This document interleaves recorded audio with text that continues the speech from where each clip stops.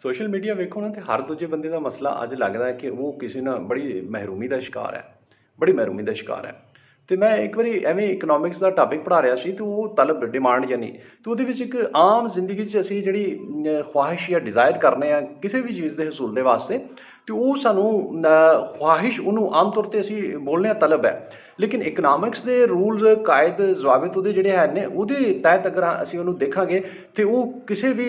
ਰੰਗ ਤੋਂ ਐਸੀ ਖਵਾਹਿਸ਼ ਐਸੀ ਡਿਜ਼ਾਇਰ ਜਿਹੜੀ ਦੋ ਚੀਜ਼ਾਂ ਨੂੰ ਪੂਰੀ ਨਹੀਂ ਕਰਦੀ, ਜਾਂ ਤੁਸੀਂ ਇਹ ਕਹੋ ਕਿ ਉਹਦੇ ਕੁਝ ਐਲੀਮੈਂਟ ਨੇ ਜਿਹੜੇ ਉਹ ਐਲੀਮੈਂਟ ਪੂਰੇ ਨਹੀਂ ਹੁੰਦੇ ਤੇ ਤਦ ਤੱਕ ਤੁਸੀਂ ਉਹ ਜਿਹੜੀ ਖਵਾਹਿਸ਼ ਹੈ ਡਿਜ਼ਾਇਰ ਹੈ ਜਿਹੜੀ ਆਮ ਜ਼ਿੰਦਗੀ 'ਚ ਤੇ ਤਲਬ ਹੋ ਸਕਦੀ ਹੈ ਉਹ ਇਕਨੋਮਿਕਸ ਦੀ ਰੂਲ ਨਾਲ ਤਲਬ ਨਹੀਂ ਹੋ ਸਕਦੀ। ਇੱਥੇ ਮੈਂ ਇਕਨੋਮਿਕਸ ਦਾ ਲੈਕਚਰ ਨਹੀਂ ਦੇ ਰਿਹਾ, ਮੈਂ ਸਮਝਾ ਛੋਟੀ ਜੀ ਗੱਲ ਰਿਹਾ ਕਿ ਤੁਹਾਡੀ ਇੱਕ ਚਾਹਤ ਹੁੰਦੀ ਹੈ। ਬਕੌਲ ਮੈਂ ਇੱਕ ਜੁਮਲਾ ਪੜ੍ਹਿਆ ਸੀ ਬਾਬਾ ਮੁਹੰਮਦ ਯਹੀਆ ਦਾ, ਉਹ ਜੁਮਲਾ ਬੜਾ ਖੂਬਸੂਰਤ ਸੀ। ਉਹਨੇ ਕਿਹਾ ਜੀ ਚਾਹਤ ਤੇ ਹੁੰਦੀ ਹੈ, ਲੇਕਿਨ ਜੇ ਚਾਹਤ ਦੇ ਪਿੱਛੇ ਤੁਹਾਡੀ ਅਹਿਲੀਅਤ ਨਾ ਹੋਏ ਨਾ ਤੇ ਉਹ ਚਾਹਤ ਨਹੀਂ, ਫਿਰ ਮਤਲਬ ਉਹ ਸਕਸੈਸਫੁਲ ਚਾਹਤ ਨਹੀਂ ਹੁੰਦੀ। ਤੇ ਮੈਂ ਵੀ ਇਹ ਵੀ ਮੈਸੇਜ ਦੇ ਰਿਹਾ ਤੁਹਾਨੂੰ ਅੱਜ ਕਿ ਕਮ ਅਜ਼ ਕਮ ਜਿਹੜੀ ਚੀਜ਼ ਦੀ ਵੀ ਤੁਸੀਂ ਖੁਆਇਸ਼ ਕਰਦੇ ਹੋ, ਤੁਹਾਡੀ ਇਮੋਸ਼ਨ ਅਟੈਚਮੈਂਟ ਹੈ ਕਿਸੇ ਦੇ ਨਾਲ, ਤੁਹਾਡੀ ਜਿਹੜੀ ਹੈ ਨਾ ਉਹ ਚਾਹੇ ਬਿਜ਼ਨਸ ਅਟੈਚਮੈਂਟ ਹੈ, ਚਾਹੇ ਕੁਝ ਵਰਡਲੀ ਤੁਸੀਂ ਕੋਈ ਆਪਣਾ ਡੈਸਟੀਨੇਸ਼ਨ ਬਣਾਇਆ ਉਹਨੂੰ ਅਚੀਵ ਕਰਨਾ ਹੈ, ਤੇ ਉਹਦੇ ਵਾਸਤੇ ਜਿੱਥੇ ਤੁਹਾਡੀ ਡਿਜ਼ਾਇਰ ਹੈ, ਜਿੱਥੇ ਤੁਹਾਡੀ ਵਿਸ਼ ਆ ਗਈ ਹੈ, ਖੁਆਇਸ਼ ਆ ਗਈ ਹੈ, ਠੀਕ ਹੈ, ਉਹ ਠੀਕ ਹੈ, ਪਹਿਲੇ ਹੋਣੀ ਚਾਹੀਦੀ ਹੈ, ਡਿਟਰਮੀਨੇਸ਼ਨ ਤੁਹਾਡੇ ਅੰਦਰ ਹੋਣੀ ਚਾਹੀਦੀ ਹੈ, ਲੇਕਿਨ ਉਹ ਤੁਹਾਡੇ ਅੰਦਰ ਕਾਬਲੀਅਤ ਸਲਾਹੀਅਤ ਵੀ ਹੋਣੀ ਚਾਹੀਦੀ ਹੈ। ਅਗਰ ਤੁਸੀਂ ਇਹ ਖੁਆਇਸ਼ ਨੂੰ ਪਾਲ ਹੀ ਲਿਆ, ਆਪਣੇ ਤੋਂ ਵੱਡੀ ਖੁਆਇਸ਼ ਹਿੱਟ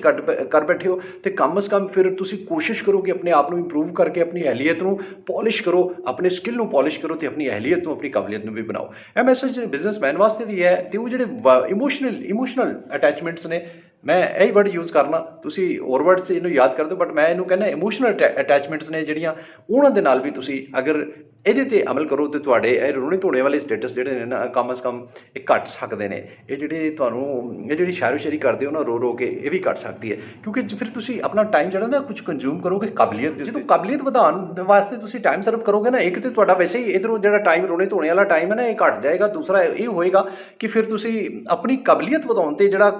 ਕੰਮ ਕਰੋਗੇ, ਜਿਹੜਾ ਉਹਦੇ ਸਕਿੱਲ ਨੂੰ ਇੰਪਰੂਵ ਕਰਨ ਦੇ ਕੰਮ ਕਰੋਗੇ, ਉਹ ਸਕਿੱਲ ਤੁਹਾਡਾ ਇੰਪਰੂਵ ਹੋਏਗਾ, ਤੁਹਾਨੂੰ ਖੁਦ ਵੀ ਅੱਛਾ ਲੱਗੇਗਾ। ਜਿੰਨਾ ਤੁਸੀਂ ਖੁਦ ਆਪਣੇ ਆਪ ਨੂੰ ਇੰਪਰੂਵ ਕਰੋਗੇ, ਜਿੰਨਾ ਖੁਦ ਨੂੰ ਅਹਿਲ ਸਮਝੋਗੇ, ਉਹ ਤੁਹਾਡੀ ਜਿਹੜੀ ਹੈ ਉਹ ਬਿਜ਼ਨਸ ਲਾਈਫ ਹੈ, ਉਹ ਤੁਹਾਡੀ ਇਮੋਸ਼ਨਲ ਲਾਈਫ ਹੈ, ਜਾਂ ਉਹ ਬਾਅਦ 'ਚ ਚੱਲ ਕੇ ਅੱਗੇ ਫੈਮਿਲੀ ਲਾਈਫ ਹੈ ਤੁਹਾਡੀ, ਉੱਤੇ ਵੀ ਬੜਾ ਪੋਜ਼ੀਟਿਵ ਅਸਰ ਪਾਏਗਾ। ਤੇ ਮੇਰਾ ਅੱਜ ਦਾ ਮੇਰੇ